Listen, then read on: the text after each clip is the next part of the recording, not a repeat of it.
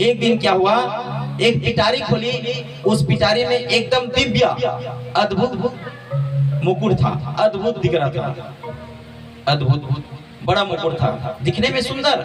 लेकिन उस मुकुट को पहन लिया ना तो कलयुग बैठ गया महाराज परीक्षित के सिर में, क्योंकि वह मुकुट किसका है, वह मुकुट जरासंध की है। तो जरासंध अधर्म से कमाई से वह मुकुट को खरीदा था, लाया था, तो उसमें क्या कौन बैठ गया, कलयुग बैठ गया। हाँ, जब कलयुग बैठ जाता है ना तो गलत काम करने की इच्छा हो जाती है। अच्छा काम गलत लगता है, गलत काम अच्छा लगता है, अच्छे व्यक्ति गलत लगता है और गलत व्यक्ति अच्छा लगने लग जाता है। ये कथा है। हाँ, कलयुग जब उसके सिर में बैठ गया है ना, मुकुट में बैठ गया, तो इच्छा हुई शिकार खेलेंगे आप। हाँ, अब मारेंगे क्या, हिरण, शिकार खेलेंगे। पहले इच्छा नहीं हुई थी, पहले कहीं पर श्रीमद् भागवत की कथा में उल्लेख नहीं है कि महाराज परीक्षित जी मुकुट को पहनने से पहले शिकार खेलने के लिए गए थे, ऐसे नहीं है। जब मुकुट को पहना तो शिकार खेलने के लिए गए, मतलब हिरण को मारने के लिए, है ना, मृग को मारने के लिए। तो एक दिन शिकार करने के लिए निकल गए, तो मृग के पीछे में दौड़ते दौड़ते उनको प्यास लगी, भूख लगी, तो वहां कहीं पर जलाशय नहीं दिखा। हाँ, खोजने लगे, सब जगह गया लेकिन जलाशय नहीं मिला। तो एक आश्रम में पहुंच गए। वह आश्रम किसका है, समीक ऋषि का आश्रम है। और स्वयं समीक ऋषि ध्यान करके भगवान परमात्मा श्री हरि का ध्यान कर रहे थे। कौन, समीक ऋषि। अब जब सिर में कौन बैठ गया है, कलयुग, किसके सिर में, महाराज परीक्षित के सिर में, और सोना में, गोल्ड में, मुकुट में। हाँ, जब समीक ऋषि को देखा, अरे ये तो डुप्लीकेट संत है, ऐसे बने बुना ऐसे करके आंख बंद करके आंख बंद ली है, अपने आप को संत बता रहे हैं। हाँ, ये अब परीक्षा करना चाहिए। उनके मन में ऐसे विचार आया, मरा हुआ सर्प वहां पड़ा हुआ था, उस मरा हुआ सर्प को समीक ऋषि के गले में डाल दिया। बोलना पड़ेगा श्री राधे राधे। किसके गले में, समीक ऋषि के गले में डाल दिया। हाँ, अब देख लो, समीक ऋषि को डुप्लीकेट समझ रहा है।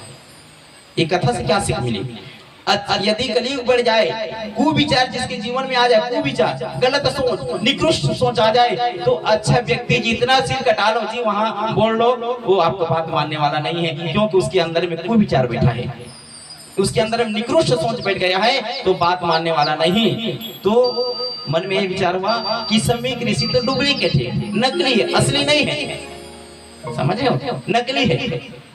रामचरितमानस में कौन असली को नकली कहा और नकली को असली कहा। रामायण सुनते हो आप लोग, राम की कथा हुई थी कि नहीं, यहाँ पिछले वर्ष आप लोग नहीं सुने हो? तो ये वाला प्रसंग निकला था, बोले थे महाराज जी, नहीं बोले थे, बता दो।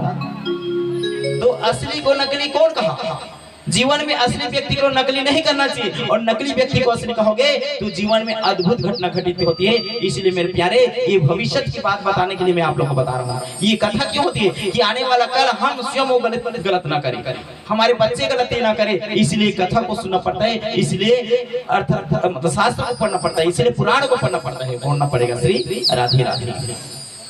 बताओ उत्तर। रामचरितमानस में असली को नकली कौन समझा, माता सती ने।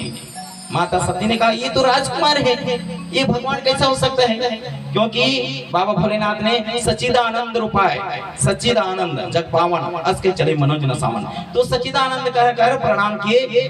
बाबा भोलेनाथ ने कहा ये मेरा भगवान है, ये कैसे बना भगवान हो सकते हैं, राजकुमार कोई भगवान हो सकता है। तो उसके अंदर में संदेह आ गया, शंका आ गई। किसके अंदर में, ओरिजिनल को असली भगवान को नकली समझा कि नहीं, किसने समझा, माता सती ने। तो क्या हुआ, तो बाबा भोलेनाथ से दूर होना पड़ा ना, सत्य होनी पड़ी कि नहीं, कल की कथा है, आप लोगों को बताऊंगा। पति के बाद नहीं मानते तो उसकी स्थिति क्या होती है, इसलिए पति के बाद भी मान लिया करो। कौन कौन आज पति के चरणों को प्रणाम किए हैं रात के, मतलब सुबह समय में उठ करके, कौन कौन हाथ उठाओ दाई माई, एक बहुत सुंदर, और नहीं करते। तो पति को आप लोग परमात्मा नहीं मानते, स्वामी नहीं मानते, इसीलिए प्रणाम नहीं करते, वो तो मेरा फ्रेंड है बोलते हो, बोलना पड़ेगा श्री राधे। इसी के नाम से ना आप लोग प्रणाम नहीं करते, क्या बोलना पड़ेगा, राधे राधे। इसीलिए पति को परमात्मा स्वामी मान लो, तो वो कल की कथा में है। देखो आज की कथा में थोड़ा टच आ रहा है ना, तो कल की कथा में आप बताऊंगा, थोड़ा आ रहा है इसलिए बोल रहा हूँ। तो ये कथा आती है मेरे प्यारे, मेरे भगवत प्रेमियों। ये क्या हो गया, क्या बोल रहा था, ओरिजिनल को नकली नहीं समझना चाहिए, असली को नकली ना समझो। असली को नकली किसने समझ गया, माता सती ने। क्यों समझा, वो कथा क्यों घटना घटित हुई, वो खुद के लिए परेशान के लिए नहीं, जन समाज को दिखाने के लिए। आने वाला काल में ये घटना घटित ना हो, आने वाले काल में ये चीज ना, उनके अंदर में कोई विचार ना आए, इसीलिए उन्होंने दुख तकलीफ पाकर ये शास्त्र को निर्माण किया है, हम लोग को बताने के लिए, खाली ऐसे के लिए नहीं है। और हम लोग समझते नहीं, यूं ले लेते हैं, बोलना पड़ेगा श्री राधे राधे। और नकली को असली नहीं समझना चाहिए। किसने समझा नकली को असली? नकली को यदि असली समझोगे, नकली व्यक्ति को असली समझोगे तो पीड़ा होती है, तकलीफ मिलती है। माता सीता ने रावण को असली समझा। क्या समझा, असली समझा। नकली को असली समझा कि नहीं? रावण को, रावण कौन है, कौन है दादा रावण? यहाँ रावण ऐसे कैसे प्रकट हो जाए, कौन कौन वहां पर होगा, ऐसे प्रकट हो जाए तो कौन कौन वहां पर हो? अभी विषम प्रकट हो जाता है का बात? हाँ, इनके लिए ताली होना चाहिए। तो राम भक्त, लेकिन विभीषण भी राक्षस है कुल में, लेकिन उनका भक्ति से भगवान को पाए, तो भक्ति से जुड़े वाले का वो सम्मान होता है, बोलना पड़ेगा श्री राधे राधे। तो माता सीता ने नकली को ओरिजिनल समझा, रावण नकली था लेकिन ओरिजिनल समझा, तो क्या हुआ, रावण के लंका में जाना पड़ा कि नहीं, तकलीफ मिली कि नहीं। इसलिए नकली को जीवन में असली ना समझा, न समझना, और नकली को असली, असली को नकली ना समझना, ये कथा सिखाती है। यहाँ महाराज परीक्षित ने असली को नकली समझा और गले में क्या डाल दिया, सर्प डाल दिया, है ना, सर्प डाल दिया। अब जब सर्प डाला, अब देखते हैं कि वास्तविक में समीक ऋषि असली की नकली, देखना भी पड़ेगा ना भाई कथा के माध्यम से। अब देखो सिंह ऋषि को पता चला, बच्चे ने बताया कि आपके पिताजी के गले में मरा हुआ सर्प डाल दिया है।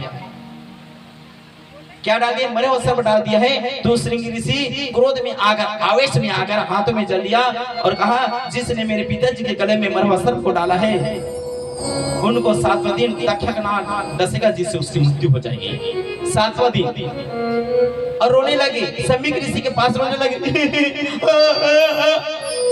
बार बार रोने लगे। समीक ऋषि ने जाके और जो गले में सर्प था फेंक दिया। क्यों रोता है रे तू? कहने लगे क्योंकि आपके गले में ना सर्प, मरा हुआ सर्प डाल दिया, इसीलिए रो रहा हूँ। क्यों? तो वो तो मैं जा रहा हूँ, क्योंकि उसके अंदर में कलयुग बैठ गया था, तो मैंने ना उनको अभिशाप दे दिया। अरे क्यों अभिशाप दिया? तुम्हारे बुद्धि कच्ची है, वो तो धर्मात्मा राजा है और कितनों यज्ञ किए हैं, लेकिन आप कच्ची बुद्धि लगाकर उनको अभिशाप क्यों दिया? देखो अब ये समझ में आ गया कि समीक ऋषि असली कि नकली, बोलो असली। अगर नकली होता तो क्या बोलते, बढ़िया किया बेटा, अच्छा किया, अभिशाप किया ना, बढ़िया, वेरी गुड बोलता कि नहीं। लेकिन असली का पहचान यही है, संत हृदय नवनीत समाना। संत ने कहा, समीक ऋषि ने कहा, बेटा तुम्हारी बुद्धि कच्ची है, ऐसे अभिशाप देना नहीं चाहिए, समझ है कि नहीं। तो इसीलिए समीक ऋषि असली है।